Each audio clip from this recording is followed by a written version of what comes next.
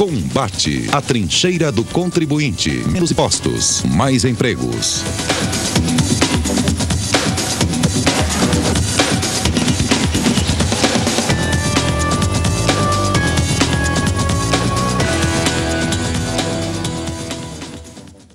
Boa noite, amigos e amigas. Estamos iniciando o novo programa Combate, um programa da Confederação Nacional do Serviço. E o nosso lema, como todos já sabem, é mais empregos e menos impostos. E hoje, para falar um pouquinho sobre esses assuntos, nós temos um prazer de um convidado especial, que é o Roberto Cardoso, que é o presidente do CRA de São Paulo e que completam, hoje o Conselho de Administração completa 50 anos esse ano. Então nós vamos conversar um pouquinho sobre o Conselho, Roberto, e sobre algumas outras atividades com relação ao nosso sistema hoje político e econômico que estão acontecendo. Boa noite, prazer em vê-lo. Boa noite, será um prazer. Roberto, para começar, exatamente falando um pouco dos 50 anos do Conselho, como é que você se sente presidindo uma entidade que tem 50 anos? Me sinto orgulhoso, porque, por incrível que pareça, praticamente quase que eu comecei com a profissão e estou nos 50 anos. Então isso me deixa, de certa forma, vamos dizer assim, um pouco preocupado às vezes, né? No sentido de que está colaborando e, logicamente, assim, tem muito por fazer. Então, trata-se de uma profissão, do ponto de vista de regulamentação, relativamente nova e, logicamente, tem muito por fazer e muito tem feito. E o Conselho, quais são os objetivos dele, o que o Conselho oferece para o administrador? E fala um pouquinho dessas atividades, aquilo que o Conselho, claro, que durante 50 anos vocês conseguiram várias coisas, inclusive vários administradores eméritos que vocês deram prêmios, que são pessoas ilustres durante esse período todo. É verdade, veja. O Conselho, aliás, uma peculiaridade, é interessante frisar isso. Esse modelo de conselho, que a função dele, isso vale não só para a nossa, como para todas as profissões, inclusive a OAB, que foi a primeira, é um conselho, mas a denominação dela é a Ordem dos Advogados. É de fiscalizar o exercício profissional. Eu digo que é um modelo, típico modelo brasileiro, que no resto do mundo não existe esse modelo. Tanto que nós tivemos uma delegação da China visitando o Brasil, e especificamente o nosso conselho, para ver como é que funciona isso do ponto de vista da regulamentação. Que são os próprios profissionais que atuam sem remuneração e com os próprios recursos da própria profissão, portanto, sem sobrecarregar o Estado. Então, o Conselho, então, essencialmente, óbvio, ele é uma autarquia, consequentemente, óbvio, criada por lei, com uma finalidade específica, que é essa característica de uma entidade pública, ou seja, fiscalizar o exercício profissional. Mas o que se tem verificado, no nosso caso, é que se fizermos tão somente isso, não que seja pouco, não motiva, parece que não desperta muito interesse. Tanto que nós, a partir deste ano, que reassumimos aqui o Conselho Regional de São Paulo, nós estamos, vamos dizer assim, apresentando um novo modelo de conselho. Ou seja, além da fiscalização, que é a sua atividade principal, óbvio, é de prestar serviço ao administrador. Ou seja, usando uma expressão, só para que hoje está muito, vamos dizer assim, conhecida, com uma certa semelhança, não isso, mas um tipo poupa-tempo, vamos chamar assim. Então, do tipo do profissional que ele precisar, por exemplo, nós temos hoje já aqui um posto da Junta Comercial, um posto da Receita Federal, certificação digital, convênio, um posto do CIEE, enfim, assistência jurídica, 800 convênios, quer dizer, uma série de serviços que nós estamos oferecendo. Pode ser utilizado e o Conselho está disponibilizando. Exatamente. Muito bom. E falando um pouco do administrador em si, hoje nós estamos com problemas sérios de administração. Com certeza. Não só na parte econômica, mas na parte até em termos de executivo e legislativo. E o administrador é uma pessoa que tem a arrumar a casa, tem que fazer com que a empresa ou onde ele trabalhe façam as coisas de uma maneira mais racional, mais eficiente e mais colaborativa entre as pessoas. Está faltando administrador na nossa política hoje, Roberto? Talvez, vamos dizer assim... Ou tem demais? Existe, talvez tenha demais, mas pouca ação. Quer dizer, o que está faltando é realmente atitude, é ação com relação à administração. Todos nós, hoje, vamos dizer assim, é público, vamos dizer assim, a frustração que a gente tem com relação à área pública, no sentido de que estamos em crise, o orçamento não fecha, porque as despesas são maiores do que as receitas, e o que é pior, para solucionar isto, procura-se aumentar a receita, quando antes deveria ser primordial de se pensar em administrar a despesa. É essa a dificuldade. E racionalizar a despesa. E racionalizar a despesa, exatamente. Fazer muito com pouco.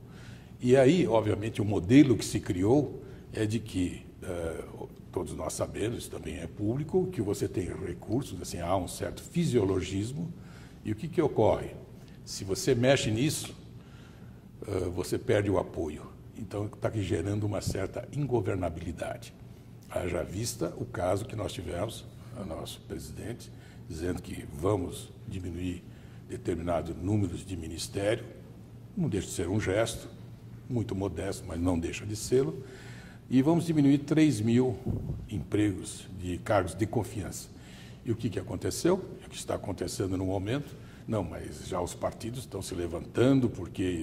Adiaram a dispensa. Exatamente, parece, né? Adiaram porque, sabe, então, não é por aí. Ou você faz ou não faz. Quer dizer, não dá para você ter uma posição, vamos fazer uma reforma, uma diminuição de despesa, mas dos outros, comigo não. O meu está garantido, vamos fazer com dos outros. Então, enquanto não houver, assim, uma medida corajosa e houver um posicionamento global e primeiro começar pela despesa, eu acho que isso não vai levar a nada. Quer dizer, não adianta aumentar impostos ou criar novos impostos se há um vazio no aspecto administrativo e tem gastos demais sem ter uma especificidade e não ter um controle sobre esses gastos. Exatamente. Né? Porque recursos existem. Hoje se fala que 38% do PIB é para pagar imposto, de imposto. Quando o Fernando Henrique assumiu, era 26%. Então, a sociedade está sobrecarregada. E o que a gente sabe também, não vou falar o óbvio, é que se pagasse e tivesse o retorno, nós sabemos que nós não temos retorno na educação, na segurança e na saúde. Quer dizer, exatamente o contrário. Quer dizer, então essa solução agora de criar uma CPMF para tapar um buraco de falta de recursos, você acha correto? Não.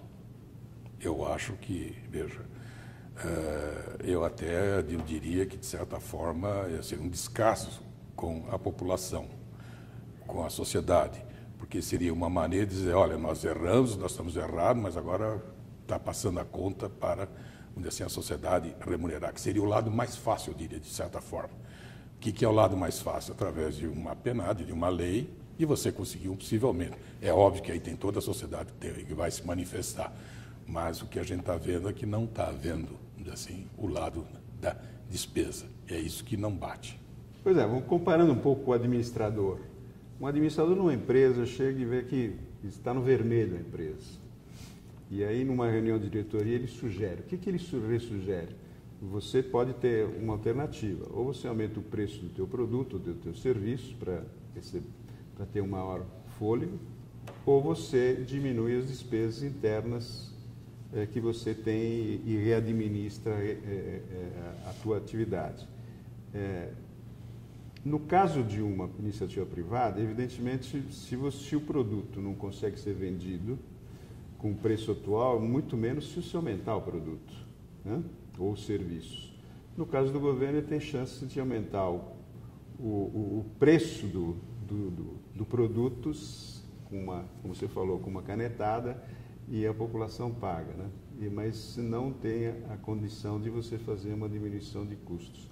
Você acha que está faltando, então, administrador? Está. Eu até diria, veja, aliás, hoje em dia procura-se fazer uma diferenciação, aliás, imprópria, como se a administração pública fosse uma coisa diferentemente da administração privada. E, obviamente, é a mesmíssima coisa. Obviamente, cada um tem as suas especificidades, as suas características próprias. E é sabido hoje, vamos dizer assim, no mundo da concorrência, no mundo moderno hoje, da abertura, vamos dizer assim, dos conglomerados, dos grupos, é de que, no passado, e isso vale também para a administração pública, era o chamado teoria do cost plus. Você tinha o custo, como você mencionou, bom, não está me dando lucro, então mais uma margem para me cobrir. Isso vigorou por muito tempo, que obviamente era um regime de mercado de oferta, ou seja, tudo que você produzia, você vendia, havia uma certa aceitação. E hoje não é mais da esquerda para a direita, ou seja, o custo mais uma margem. Hoje é preço. Qual é o preço que o mercado está disposto a pagar? E é da direita para a esquerda. Se esse é o preço, o que eu faço se eu quero estar no mercado para poder, vamos dizer assim, atender e ter a minha margem de lucro?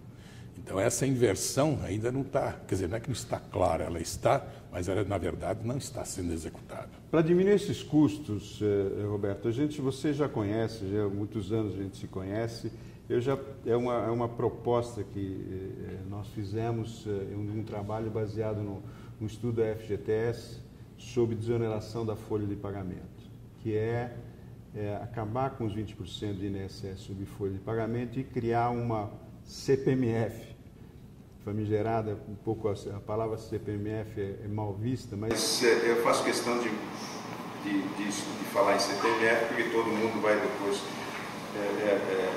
basear na nossa proposta, discutir isso. Então a nossa proposta é tirar os 20% e substituir por uma CPMF de 0,89 sobre orientação financeira. Com isso a gente arrecadaria a mesma coisa que hoje está sendo arrecadada sobre os 20% sobre folha de pagamento, mas haveria uma diminuição de custos generalizada, como nesse estudo que nós fizemos, demonstra. Não é criar um novo imposto. Nós queremos substituir o imposto pelo outro. É bem diferente daquilo que o governo está querendo fazer. No nosso caso, não. No nosso caso, é uma substituição tributária e nós deveríamos, inclusive, aumentar a arrecadação, baseada, porque teria mais gente pagando. E eu queria alertar também que o trabalhador, na nossa proposta, não pagaria essa conta, que na proposta do governo agora, o trabalhador pagaria, porque na hora que ele for sacar o dinheiro do banco, do salário dele, vai pagar o 0,20 ou 0,30, quanto eles quiserem colocar de CPMF. Então, o trabalhador estaria pagando uma parte disso. No nosso caso, não. No nosso caso, nós diminuiríamos 2 pontos percentuais do INSS do trabalhador, em vez de 8,11, ficaria 6,9, e com isso, o trabalhador, quando sacar o dinheiro do banco, ele não estaria pagando a CPMF, porque nós descontamos isso e isso fica a cargo de toda a sociedade, pagar o 0,8. Como é que você vê uma proposta dessa, Roberto? Luiz, veja, abertamente, francamente. Claro, nós estamos aqui... Com o nome CPMF, já é uma pecha que já sai perdendo, vamos dizer assim. Porque a experiência que todos nós temos da CPMF, que foi um engodo. Porque quando ele foi instituído, a ideia, não sei se partiu dele ou do grupo dele, foi do Jatene, quando ministro da Saúde, que era um percentual destinado à saúde. E aí o que aconteceu? Foi instituído, era provisório, deixou de ser provisório, e não foi para a saúde e virou, quer dizer, era para ser um imposto específico e foi para mais um tipo de imposto, quer dizer, cresceu. E hoje nós temos da ordem de, mais ou menos, por volta de 58 tipos de impostos que nós temos aí na tributação. Agora, a ideia em si, aí eu até recomendo assim, se ela pense quanto a um nome, mas o que está faltando, e pelo que você está relatando, se é uma substituição que nós precisamos, que se fala, tem se falado, aliás, o PT, o próprio Lula, perdeu uma excelente oportunidade pela liderança que ele tinha de se fazer o quê? Uma reforma tributária. Porque nós sabemos, os nossos ministros, isso é até uma expressão de praticamente todos os ministros, eles têm o seguinte slogan: imposto bom é imposto velho. Porque ele já está instituído, já está arrecadando, então não se quer mexer. Então nós temos que ter a coragem de realmente fazer uma alteração. E aí passa, obviamente, pela reforma tributária. Quando se fala em reforma tributária, o que se quer é tirar, obviamente, os lados excepcionais, vamos chamar assim, os pontos exagerados. Primeiro, aumentar a base de arrecadação, simplificar a base de arrecadação. E isso com relação, sem chamar de CPMF, mas o tipo do imposto único que foi chamado, ele tem uma série de vantagens, como você já enumerou. Quer dizer, todos contribuem, até vou dizer assim, aqueles que não são legalizados. Eu até brinco um pouco nessa, porque hoje todas essas falcaturas que aconteceram estariam contribuindo pelo menos para a Previdência. E olha, estariam contribuindo muito, pelo jeito. Quem sabe aumentaria a arrecadação. Resolveria o problema. Porque sobre essa movimentação estaria sendo pago pelo menos o imposto previdenciário. Então, veja. Então, a ideia, a forma de arrecadação é muito interessante, ela é muito apropriada. Agora, quando se coloca isso, se ele vir, aí eu caminharia pela reforma. Quer dizer, seria um tributo, vamos chamar assim, em substituição a outro, aí sim, aí é cá dispensar. Quem sabe isso, vamos dizer assim, acho que seria um começo de para provocar uma reforma tributária mais profunda. Falar em reforma, o governo também quer colocar agora em discussão, e parece que vai mandar um projeto sobre, diz o governo, que é uma simplificação do sistema, unificar o PIS e o COFINS e criar uma alíquota única para os dois, não cumulativa. No caso de serviço, o administrador, muita empresa de administração são empresas de serviços que fazem. Como é que você vê esse aumento, a substituição de um imposto hoje que é cumulativo, mas com uma alíquota de 0,65, passar para uma alíquota, por exemplo, só do PIS, né, para uma alíquota de 2% ou 3%? Né? Isso não seria um aumento de carga para um determinado setor, que seria o setor de serviço, que está na fim da linha, né? Não tem como se compensar de muitos créditos. Como é que você vê isso? Veja. Bom, primeiro que PIS, COFINS, da forma como é cobrado, que ele é, como você chama de cumulativo ou em cascata, é o pior dos mundos, é o pior dos impostos. Isso já é de década passada. O imposto correto, que o primeiro mundo que a sociedade está utilizando, é do valor agregado. Então, seria uma maneira, vamos dizer assim, de ele ser compensado, de ser do valor agregado. Então, obviamente, você vai pagar do valor que foi acrescido naquela fase da produção ou da prestação de serviço, no caso. Mas aí fica uma dúvida, será que o governo, quer dizer, ele não está querendo usar esse mote para poder aumentar o imposto? Eu, sinceramente, não fiz os cálculos, não tenho as bases de cálculo para isso. Mas a sensação que dá, eu não sei. Todo mundo hoje está meio desconfiado do governo, de maneira geral. Parece que isso é uma forma de aumentar. Eu não saberia lhe dizer se isso aumentaria ou não. Mas, pelo menos, se for para simplificar, tudo que for para simplificar, porque hoje, só um comentário, o sistema tributário nosso, eu uso uma expressão que é um verdadeiro cipoal. O que vem a ser isso? Você tem leis, decretos, normas, regulamentos, e tem mais, tem empresas, e isso é sabido, o que ela gasta para arrecadar é um absurdo. E o pior, muitas vezes ela acha que está arrecadando, que está correta, e ela não sabe e fica na dúvida, e a própria máquina procura confundi-la para poder arrecadar. Então, veja, a intenção pode ser boa, mas precisamos ver o resultado, se realmente ele é positivo. Por isso a nossa proposta de exoneração, porque se você não colocar um componente nessa proposta de a folha de pagamento, no caso do setor de serviço, entrar como um componente de desconto, isso provavelmente a gente vai pagar a conta, viu, Roberto? A gente já fez esses cálculos. Vai, né? Vamos pagar a conta, o setor de serviço vai pagar a conta em detrimento de outros. Isso é ruim porque o setor de serviço hoje ainda é o maior empregador do país. 70% do emprego no país são ofertados pelo setor de serviço. E cada vez menos a indústria e a própria agricultura está diminuindo a sua participação no emprego.